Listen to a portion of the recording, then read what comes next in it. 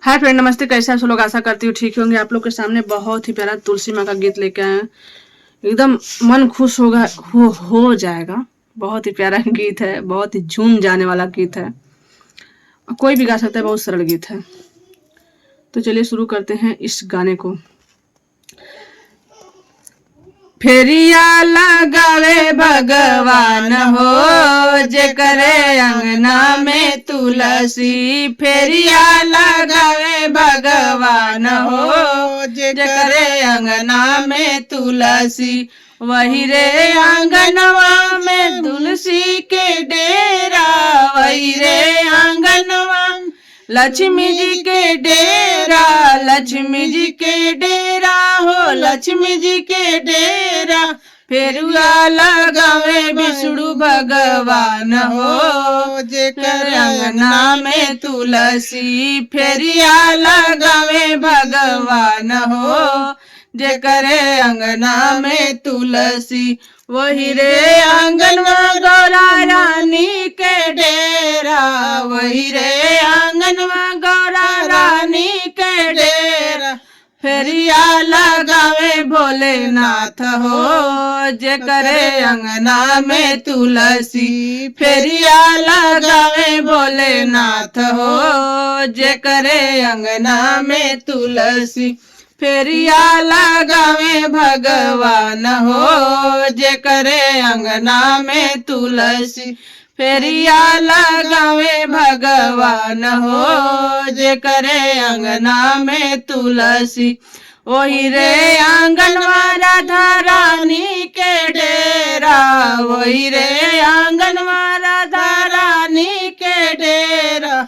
रानी के डेरा, राधा रानी के डेरा। फेरिया लगावे घन श्याम हो, जे करे अंगना में तुलसी। फेरिया लगावे घन श्याम हो, जे करे अंगना में तुलसी। फेरिया लगावे भगवान हो, जे करे अंगना में तुलसी। फेरिया लगावे भगवान हो, जे करे अंगना में तुलसी। ओही रे आंगनवारी दी सीधी के डेरा, वही रे आंगनवारी दी सीधी के डेरा। फेरिया लगावे गणराज हो, जे करे अंगना में तुलसी। फेरिया लगावे गणराज हो, जे करे अंगना में तुलसी।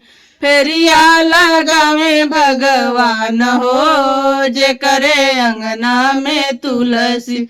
वही रे आंगनवा सीता रानी के डेरा, वही रे आंगनवा सीता रानी के डेरा।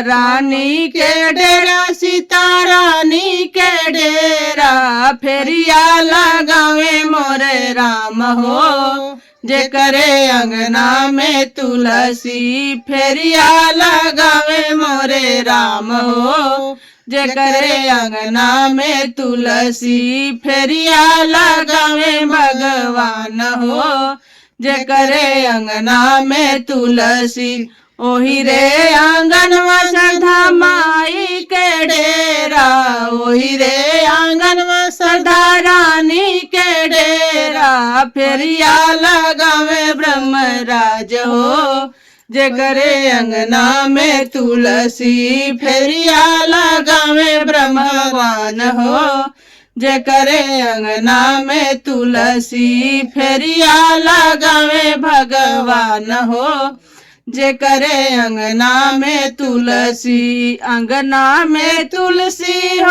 अंगना में तुलसी। अंगना में तुलसी हो, अंगना में तुलसी। फेरिया लगावे भगवान हो, जे करे अंगना में तुलसी। फेरिया लगावे भगवान हो, जे करे अंगना में तुलसी। वीडियो पसंद है लाइक शेयर कमेंट जरूर करें। जय माता दी, हर हर महादेव। और कमेंट में जय तुलसी मैया जरूर लिखिएगा।